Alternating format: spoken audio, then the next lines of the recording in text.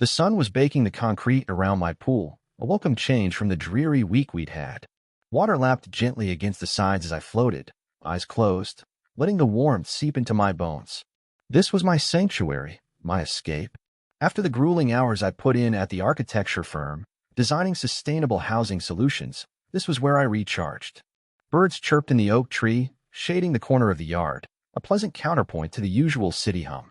I just drifted into that hazy space between wakefulness and sleep when a shrill voice shattered the peace. "You're trespassing. Get out of that pool." My eyes snapped open. Perched on the other side of my fence, her face contorted in a mask of fury, was Karen.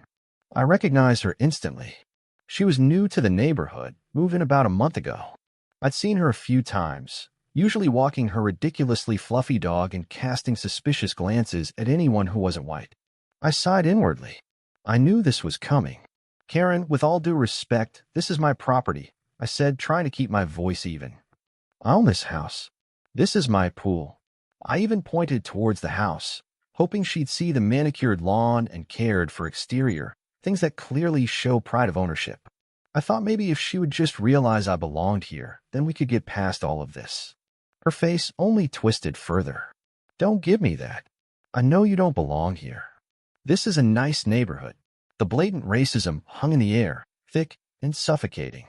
I've dealt with this kind of thing before, more times than I care to count. It's exhausting, the constant need to justify my existence, to prove I'm worthy of the space I occupy. I assure you, Karen, I do. I've lived here for 5 years. If you like, I can show you the deed. It's framed in my living room. I even offered a gesture of peace, hoping maybe she could see the sincerity in my offer. The deed was a testament to my hard work, a symbol of overcoming obstacles and achieving a dream. It was something I was proud of, not something I should have to brandish like a weapon. She scoffed, a sound like nails on a chalkboard. "I don't believe you. I'm calling the police." And with that, she turned and stomped off, her fluffy dog yipping anxiously at her heels. I knew what was coming. This wasn't about trespassing. It was about a black man daring to exist in a space she deemed belonged only to a certain type of person. I climbed out of the pool, the water beating on my skin, and walked towards the house, a knot forming in my stomach. I braced myself for the inevitable confrontation. I just hoped it wouldn't escalate further. 10 minutes later, she was back, and this time she wasn't alone. Behind her stood a man in a police uniform, his face grim. The badge glinted in the sunlight, a symbol of authority, and in this moment, a weapon. I recognized him as soon as I saw him. Officer Thompson, Karen's husband. I'd seen him around, usually driving the patrol car through the neighborhood. I'd always made it a point to be polite, to be respectful, even though I knew deep down that my skin color made me a target. "Sir," Officer Thompson said, his voice flat and devoid of emotion, "I need you to step out of the pool and put your hands up." My blood ran cold. This was happening. This was really happening. "Officer, I'm on my own property. I live here. I haven't broken any laws." I tried to keep my voice calm, to project an air of confidence, even though my heart was pounding in my chest. "I have a report of trespassing. Cooperate, and this will go a lot smoother." His hand rested on his holster, a subtle but clear threat. "Do you have a warrant, officer?" I asked, my voice firm. I knew my rights. I knew I didn't have to comply with an unlawful order. He hesitated for a moment, his eyes flicking towards Karen, who was standing behind him, her arms crossed, a smug look on her face. "I don't need a warrant. I have probable cause." "Probable cause?" "To believe that I'm trespassing on my own property." I shook my head in disbelief. "That's absurd, officer. I'm not moving. I'm not resisting. But I'm not leaving my own backyard." I knew I needed to document this. I needed proof of what was happening. I walked over to the wall near the pool and pressed the button on my outdoor camera system. It was motion activated, but I wanted to be sure it was recording everything. I made sure it was pointed directly at the pool. This was my insurance policy, my only defense against what I knew was an abuse of power. As I did so, I noticed a couple of my neighbors had started to gather at the edge of their yards, watching with expressions of concern and disbelief. Some of them were holding up their phones, recording the scene. I hoped they understood what was at stake. This wasn't just about me. It was about everyone who had ever been unfairly targeted because of their race. Sir, I'm giving you one last chance. Step out of the pool and put your hands up. Officer Thompson's voice was hardening, the patience he'd initially feigned wearing thin. Officer, I'm not doing anything wrong. I am on my property. I am not a threat to anyone, I repeated, hoping to get through to him to appeal to his sense of reason. But I knew deep down that it was futile. He had already made up his mind. You're resisting arrest, he shouted, his voice echoing through the neighborhood. He stepped towards the pool, his hand now firmly on his weapon. Resisting arrest? I haven't even been arrested, I exclaimed, incredulous. You're escalating this for no reason. He ignored my pleas. With a swift motion, he reached into the pool, grabbed my arm, and yanked me out. The sudden force took me by surprise, and I stumbled, nearly falling. I struggled to regain my balance, but he had a firm grip. Don't resist, he barked, twisting my arm behind my back. The pain was excruciating. I'm not resisting. You're hurting me. I cried out, but he didn't let up. He forced me to my knees, the rough concrete scraping against my skin. He slapped handcuffs on my wrists, the cold metal biting into my flesh. The humiliation was overwhelming. Here I was, a respected member of the community, being treated like a common criminal, all because a racist woman didn't think I belonged in my own home. As he tightened the handcuffs, I looked over at Karen. She was smiling, a triumphant, vindictive smile. It was a look that will forever be burned into my memory. It was the face of pure, unadulterated hate. He then proceeded to lead me towards his patrol car, my head held high, trying to maintain some semblance of dignity despite the situation. The neighbors were still watching, their faces a mixture of shock and outrage. Some of them were yelling at Officer Thompson, demanding to know what he was doing. He ignored them, shoving me into the back of the patrol car. The hard plastic seat was cold and unforgiving.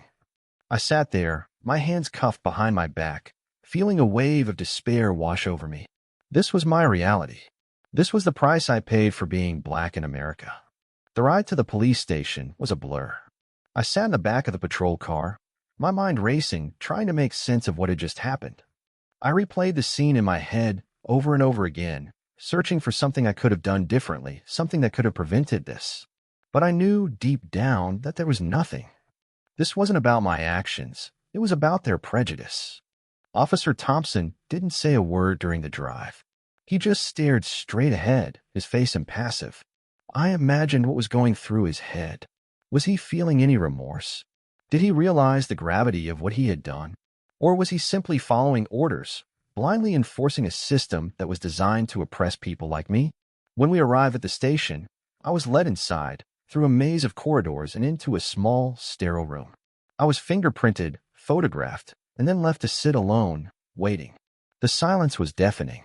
The only sound was the low hum of the fluorescent lights overhead. I thought about my family, my friends, my colleagues. What would they think when they heard about this? How would they react? Would they be surprised? Disappointed? Or would they simply shrug their shoulders and say, "That's just the way things are"? I thought about my work, the projects I was passionate about, the difference I was trying to make in the world. Would this incident derail my progress? Would it tarnish my reputation? Would it make people question my abilities? Doubt started to creep in, insidious and corrosive.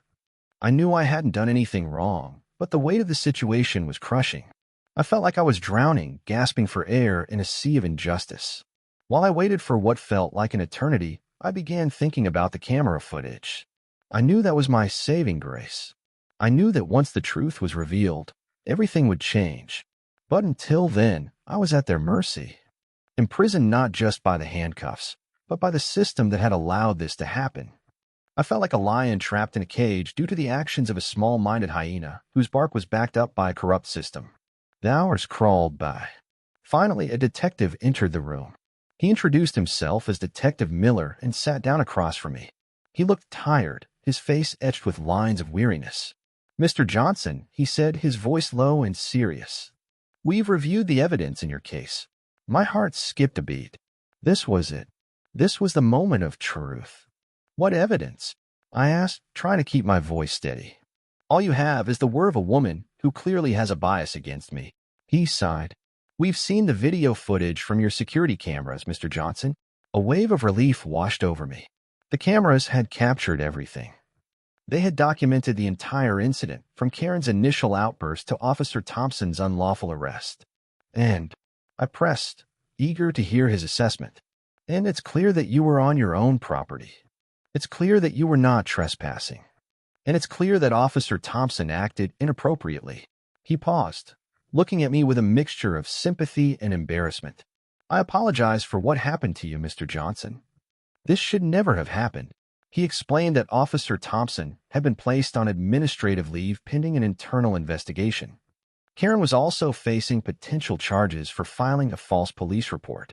The local news had picked up the story, and the video footage had gone viral. The community was outraged. Protests were planned outside the police station and outside Karen and Officer Thompson's home. The detective then unshackled my hands.